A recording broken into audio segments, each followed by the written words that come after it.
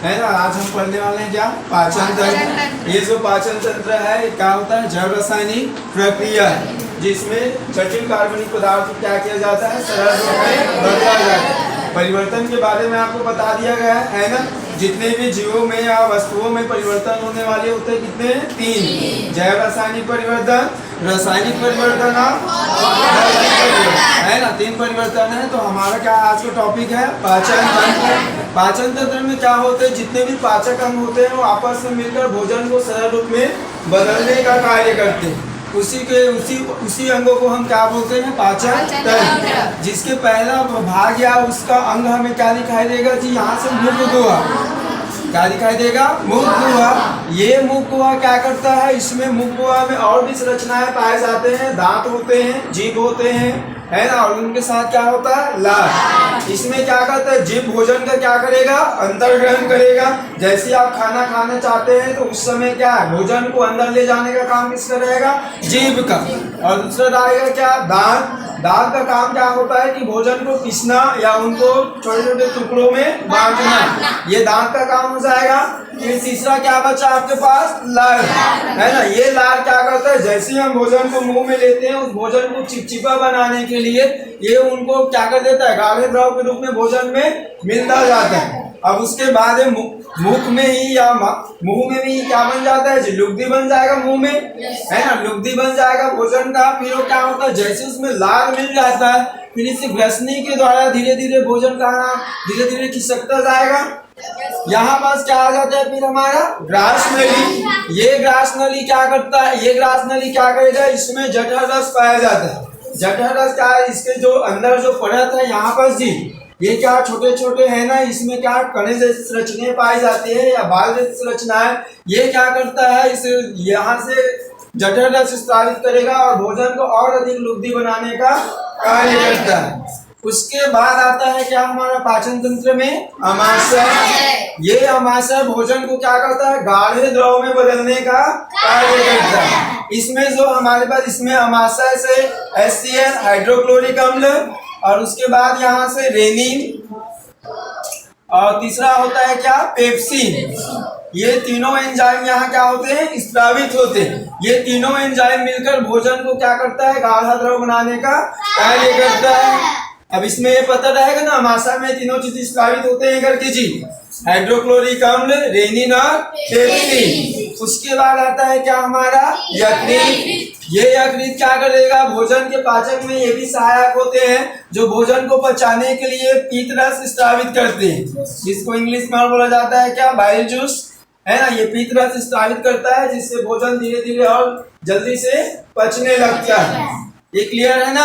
अगर मान लीजिए यहाँ से भोजन क्या हो, अनपचित हो, यहाँ से भोजन हमारे पेट में ठीक से ना पचा तो उस समय खट्टी ढकारे आता है ना, आता है ना मुख मेरे, खट्टी ढकारे आता है तो किसके कारण आता है, हाइड्रोक्लोरिक अम्ल के कारण। ये तीनों चीज आपको याद रखना है। और यकृत के लिए क्या याद रखना है, पीत रस। और सबसे बड़ा पाचक अंग क्या है आपका, यकृत। अगर पूछा जाए पाचन तंत्र में सबसे बड़ा पाचक अंग कौन है तो क्या बताना है, यकृत। ये क्लियर है ना जी। उसके बाद हमारा अगला पाचक अंग आता है क्या, अग्नाशय। ये अग्नाशय क्या करता है, हमारे शरीर में वसा और कार्बोहाइड्रेट का पाचन करता है। वसा मतलब तेल युक्त पदार्थ हम जितने भी खाते हैं ना, या कार्बोहाइड्रेट के रूप में जैसे चावल है, आलू है, इन सबको पचाने का काम किसका है, अग्नाशय। उसके बाद आता है हमारा क्या, बड़ी आंत। ये बड़ी आंत क्या करेगा, भोजन जैसी अब यहाँ से पाचन क्रिया उनका पूर्ण हो चुका है अग्नाशय तक जी, अब उसमें भोजन आधे भाग पच गए और आधे भाग का अनपचित। वो भोजन जो बहुत ज्यादा जटिल था वो अभी क्या है, पचा नहीं। तो ये बड़ी आंत क्या करता है, इसमें जो भोजन अनपचित और पाचित भोजन है उन दोनों को अलग अलग करने का कार्य करता है। कौन सा भोजन पच गया है और कौन सा भोजन नहीं पचा, ये अलग करने का काम किसका रहेगा, बड़ी आंत। उसके बाद आता है क्या अगला जी, छोटी आंत। ये छोटी आंत जैसी जो पाचित भोजन है हमारे शरीर में उनको क्या करता है, ये अपने शरीर के अंदर जितने भी और भी अंग है उसमें फैलाने का काम या अवशोषण का काम किसका रहेगा, छोटी आंत, है ना। या शरीर में सबसे बड़ा अंग पूछा जाए तो क्या बताना है आपको, छोटी आंत। ये क्या था, यकृत क्या था, पाचन तंत्र में सबसे बड़ा अंग पाचक है ना। पाचक अंग क्या है, यकृत। और शरीर में पूछा जाए, पूरे शरीर में सबसे बड़ा कौन सा अंग है या कौन सा भाग है करके पूछा जाए तो ये क्लियर रहेगा ना।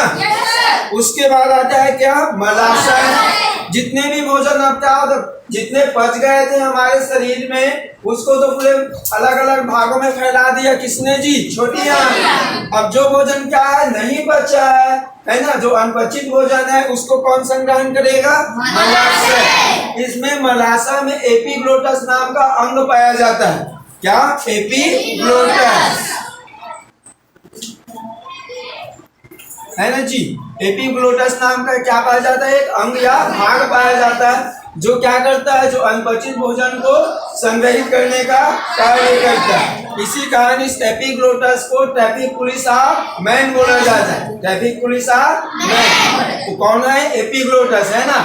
ये एपिग्लोटस जो है ट्रैफिकुलिस ऑफ मैन। जितने भी नीचे से इधर जाता जा रहा है भोजन पाचित अनपाचित होकर, तो अनपाचित भोजन को रोक कर रखता है ना कौन, एपिग्लोटस। इसी कारण इसको क्या बोला जाता है, ट्रैफिकुलिस ऑफ मैन। उसके बाद आता है क्या जी, मलद्वार। जैसे हमारा जैविक क्रिया चलता है, जितने अनपाचित भोजन है उसी समय क्या हो, जैविक क्रिया के अनुसार उनको क्या किया जाता है, उत्सर्जित कर दिया जाता है। और पाचन तंत्र से उत्सर्जित पदार्थ को क्या कहा जाता है, मल। और ये मल जो है जीवों में दो आधार से होता है ना जी।